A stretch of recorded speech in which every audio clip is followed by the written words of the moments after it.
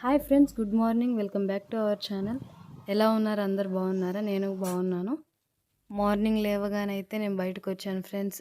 View అయితే చాలా బాగుంది, క్లైమేట్ కూడా చాలా బాగుంది. నాకైతే చాలా హ్యాపీగా అనిపించింది.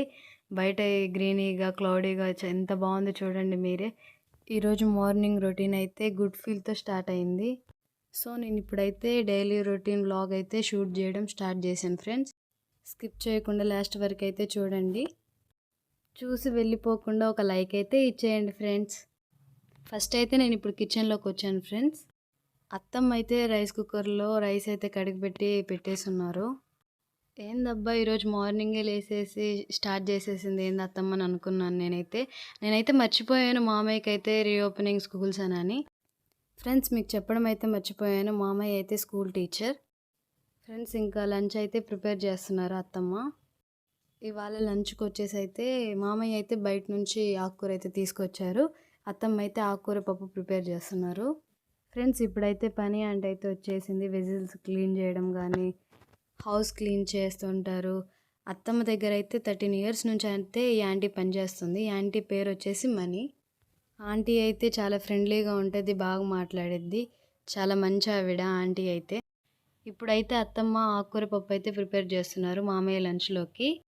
ఫ్రెండ్స్ మీకు చెప్పడం అయితే మర్చిపోయాను, అత్తమ్మ అయితే ఎప్పుడు ఆకుకూర కడిగేటప్పుడు వాటర్లో కొంచెం సాల్ట్ వేసి నీట్గా అయితే 2 టైమ్స్ అయితే కడిగిద్ది నీట్గా. ఎందుకు అత్తమ్మ అని నేను అడిగితే దాని మీద బ్యాక్టీరియా ఉంటుంది, నీట్గా వాష్ చేసుకొని వేసుకోవాలి అని చెప్తుంటారు ఎప్పుడైనా అత్తమ్మ. అంతేకాకుండా తోటల్లో అయితే ఆకుకూరల మీద పురుగు మందులు అయితే చల్లుతుంటారు, అందుకని క్లీన్గా అయితే వాష్ చేసుకోవాలి అని చెప్తుంటారు అత్తయ్య అయితే. ఇప్పుడైతే అత్తమ్మ ఆనియన్ అయితే కట్ చేస్తుంది. వాటిని నీట్గా వాష్ చేసుకొని పీల్ చేసేసి కట్ చేస్తుంది, ఎందుకంటే దాని మీద బ్లాక్ ఫంగస్ అయితే ఉంటుంది. నెక్స్ట్ వచ్చేసి టమాటో అయితే కట్ చేస్తుంది. ఆ పైన పార్ట్ అంతా ఉండకూడదంట, దాన్ని క్లీన్గా కట్ చేసి పైన నీట్గా కట్ చేసుకోవాలి. అత్తమ్మ అయితే ఒక 3 టమాటోస్ అయితే వేశారు, నీట్గా కడిగి వాటిని కట్ చేశారు నీట్గా. నెక్స్ట్ పచ్చిమిర్చి వేశారు. మా ఇంట్లో కారం అవి తక్కువ తింటారు కాబట్టి మేము 4 పచ్చిమిర్చి అయితే వేసుకున్నాము. నెక్స్ట్ అయితే చింతపండు కడిగి వేశారు. చూస్తున్నారు కదా, కొంచెం క్వాంటిటీలో అయితే వేస్తున్నారు. చింతపండు అయితే నీట్గా వాటర్లో అయితే కడిగి వేసుకోవాలి, ఎందుకంటే పైన డస్ట్ అదంతా ఉంటుంది కాబట్టి. నెక్స్ట్ వచ్చేసి నీట్గా కడిగి పెట్టుకున్న ఆకుకూర అయితే పప్పులో వేస్తున్నారు అత్తమ్మ. ఆకుకూరలు హెల్త్కి మంచిదని మామయ్య అయితే ఆకుకూరలు తెస్తుంటారు. మా ఇంట్లో కూడా ఎక్కువ ఆకుకూరలు అయితే తింటుంటాం మేమైతే. వీక్లో 3 టైమ్స్ అయితే ఆకుకూరలు కంపల్సరీగా ఉంటాయి. నెక్స్ట్ అయితే కారం యాడ్ చేస్తున్నారు. ఒకవేళ మీకు ఈ కారం ప్రిపరేషన్ కావాలి అంటే కామెంట్ చేయండి, ఖచ్చితంగా వీడియో అయితే చేస్తాను. నెక్స్ట్ కుక్కర్కి అయితే మూత పెట్టాలి. తర్వాత 4 విజిల్స్ వచ్చేదాకా అలానే ఉంచాలి. పప్పు ఉడికేలోపు పక్క స్టవ్ మీద అయితే అత్తమ్మ పాలైతే పెట్టేశారు కాఫీ పెట్టుకోవడానికి. మీరు చూస్తున్నారు కదా, ఇక్కడైతే పాల ప్యాకెట్ ఇలా కట్ చేశారు. నేనైతే ఫస్ట్ టైం చూడడం ఇదైతే. ఎందుకు అత్తమ్మ ఇలా కట్ చేసామని నేను అడిగితే, ఫుల్గా అయితే కట్ చేయకూడదు, ఎందుకంటే మనం తినే ఫుడ్లో చిన్న చిన్న పీసెస్ అయితే వస్తాయి, ప్లాస్టిక్ అంత మంచిది కాదు కాబట్టి హెల్త్కి. ఇప్పుడు మీరు చూస్తున్నారు కదా, కాఫీ పౌడర్ ప్యాకెట్ అలానే కట్ చేశారు. నాకైతే చాలా బాగా నచ్చింది ఇది నిజంగా. నెక్స్ట్ అయితే కాఫీ తాగే ముందు అత్తమ్మ అయితే ఒక గ్లాస్ వాటర్ అయితే తాగుతారు, వామ్ వాటర్ అయితే. కంపల్సరీగా అయితే వామ్ వాటర్ తాగుతారు. ఈరోజు కొంచెం హడావిడిలో నార్మల్ వాటర్ అయితే తాగారు.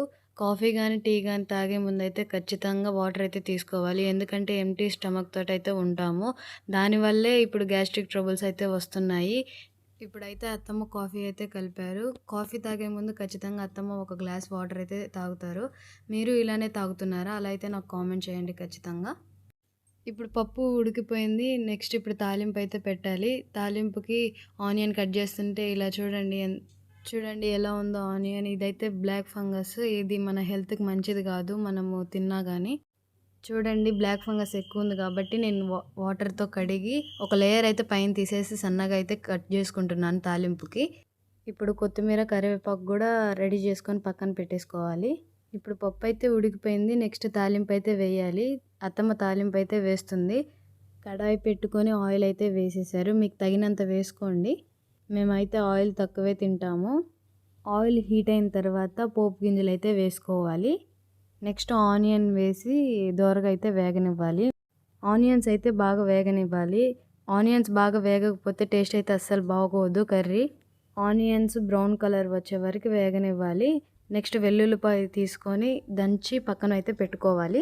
ఇప్పుడైతే కుక్కర్ మూత తీసి కొద్దిగా సాల్ట్ వేసుకొని పప్పు అయితే రుబ్బుకోవాలి. నాకైతే చూస్తుంటే నోరు ఊరిపోతుంది. మీకు ఎలా ఉందో కామెంట్ చేయండి ఖచ్చితంగా.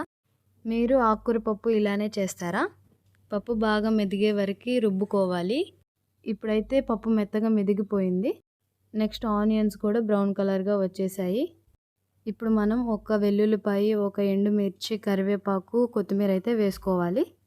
వెంటనే రుబ్బి పెట్టుకున్న పప్పునైతే వేసుకోవాలి. పప్పుని బాగా కలిపి మూత పెట్టుకోవాలి. ఒక 2 మినిట్స్ అలాగే ఉంచేసి స్టవ్ ఆఫ్ చేసుకోవడమే. ఇప్పుడు వేడి వేడి ఆకుకూర పప్పు రెడీ అయిపోయింది. ఈ వీడియో మీకు నచ్చింది కదా? వెంటనే లైక్ చేయడం మర్చిపోకండి. ఇంకొక మంచి వీడియోతో మళ్ళా కలుద్దాం. Thank you all.